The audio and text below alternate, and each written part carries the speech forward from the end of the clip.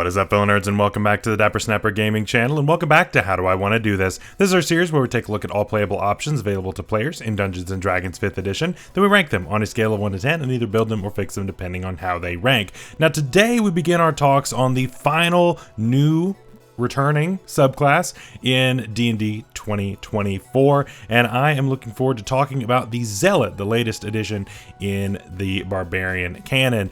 It's going to be interesting, so make sure to leave a like on the video, subscribe if you haven't already, share the video with your friends, and of course click the bell so you're notified when new videos are uploaded. So what is a Zealot Barbarian? Well, we talked about it, of course, back when we did all the 2014 stuff, so I'll put that up in the iCard above for you to check out. But essentially, there were kind of two pillars of what this did. One, a little bit of extra damage in there, and the big thing was you survive, and you don't have to be a pain to your friends, and they don't have to worry about keeping you alive. That was really the focus. Now, we've kind of kept the first one. We've completely thrown out the second one. And so it's going to be interesting to see whether or not that makes this better than it was before, to possibly be a 10 out of 10 and be right up there with the best of them.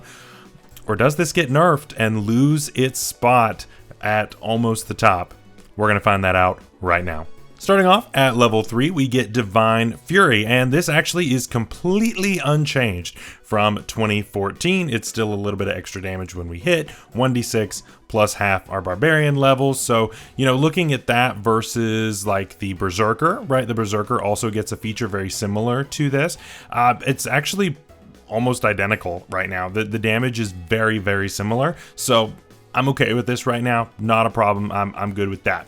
Where things get turned on their head though is with Warrior of the Gods, and this is the same name as a feature we had before, but completely different. Used to, this just made it to where you were easier to revive from the dead. There was no need for any kind of material components, so very useful for that, but that is completely gone. Now instead we have a pool of D12s that we can heal from as a bonus action, and that pool grows as we level up. It's kind of fighter-ish. It's very similar to like Second Wind, sort of, and yeah, it's a little different, very different than what we had before. But it also just means that as a barbarian, we now have extra hit points because that's just free hit points, right? So it's similar in what it tries to do of keeping you up.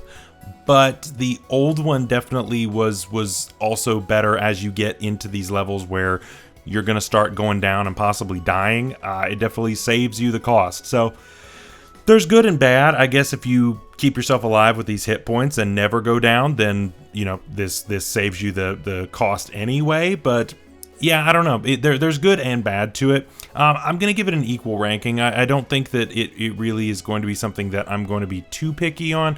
Again, you're a tank, so most of the time you're probably going to be okay. You're probably going to be fine. So yeah, I think this is pretty okay, but it is very different than what we had before. At level 6, we get Fanatical Focus, and this one is interesting. So it's essentially Indomitable, and it's very similar to what it was before. So, before it was Divine Power fuels your rage and protects you. If you fail a saving throw while raging, you can re-roll it and must use the new roll, and you can use it once per rage. This one is pretty much the same thing, although the wording is ever so slightly different to where you could kind of exploit it before, but now it is locked in where you can only do it once per active rage. So it's it's kind of a weird semantic thing. Technically the old one says only once per rage, and so does the new one. So it's there, right? So ultimately I think that it's pretty much neutral. But so we're starting to see kind of what this is. The Zealot is starting to just be if you wanted to dip into fighter but didn't actually want to dip into fighter, right? That's what this is right now. That's all I'm seeing, is that we got a little bit of extra damage, which is good. That's fine. But of course, Warrior of the Gods, that now is essentially the same thing as our Second Wind. It's similar. And then now this is basically Indomitable. So we're getting some big features from the fighter as a barbarian. So okay, it's fine. Zealous Presence comes online at level 10. No changes there, actually. It's it's exactly the same. So nothing to really report on that. And then, so here is probably one of the biggest changes is Rage Beyond Death is actually gone. This is what actually allowed you to just kind of live beyond 0 HP. You hit 0 hit points and you just keep going as long as you're raging. That was a thing. Yeah, and so you could just keep surviving and making death saving throws and just kind of doing your thing. That was interesting.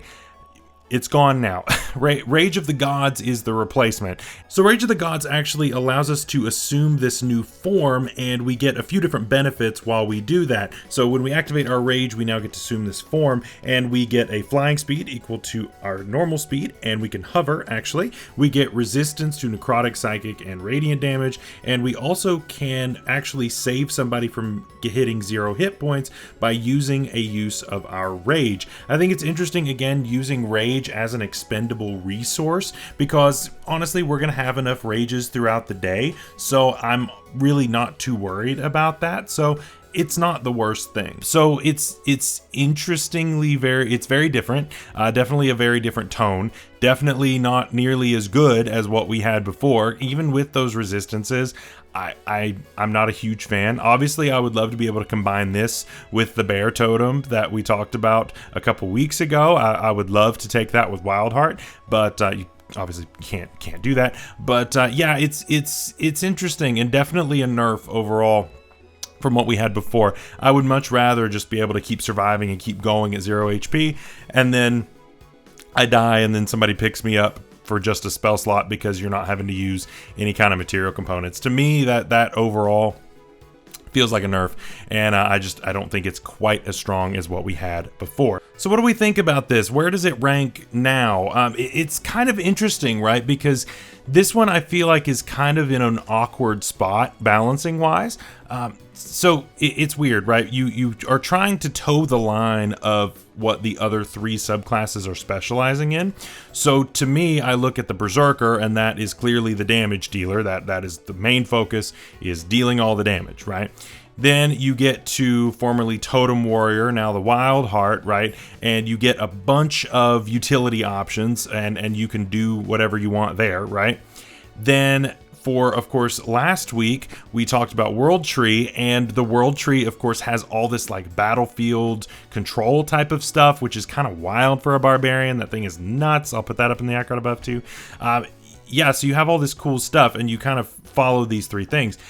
This kind of tries to split the line of them, and doesn't really specialize in anything. And to me, that kind of is what makes it fall short. What really was the big standout before was the fact that it just kind of lived. The fact that you could kill it and it's like, I don't care. That was a big deal, right? Especially for a barbarian that loves to just get up in people's faces, take all the hits and that kind of thing. It is nice being able to heal now on a bonus action. Like that's not a bad thing. And being able to roll a save, that's mostly unchanged. Like that's fine. But ultimately, I think that we have taken the identity of the Zealot, thrown it out, and I don't think that it's for the better here. I don't think this is a bad subclass by any means. I really don't. But I also do not think that this is as good as any of the others. I think that this is the worst of the barbarian subclasses now that we have talked about for 2024 rules. I think it's an 8 out of 10. I don't think it's bad. Like I said, 8 out of 10 is still very, very good. I think it's very playable. But I do think that it is in a weird identity spot and doesn't really specialize where the other ones have a much clearer path to what they want to do and where they want to go. But who knows? Let me know down in the comments below if you agree with me. Am I being too harsh on it? Is this the 11 out of 10 that I just am not seeing? Tell me down below, and I would love to read it. Of course, this is still a pass, and so we're going to be building one later this week. Of course, if you want access to all of my build guides, subclass fixes, all the good stuff, that is down there by clicking that join button, so make sure to consider that. And we have our week 1 battle in our new league, KPL, where we're using only Pokemon that Markiplier would smash. It's going to be a good time. We'll see you in those videos. Stay safe out there. Stay healthy. We'll see you later. Bye-bye.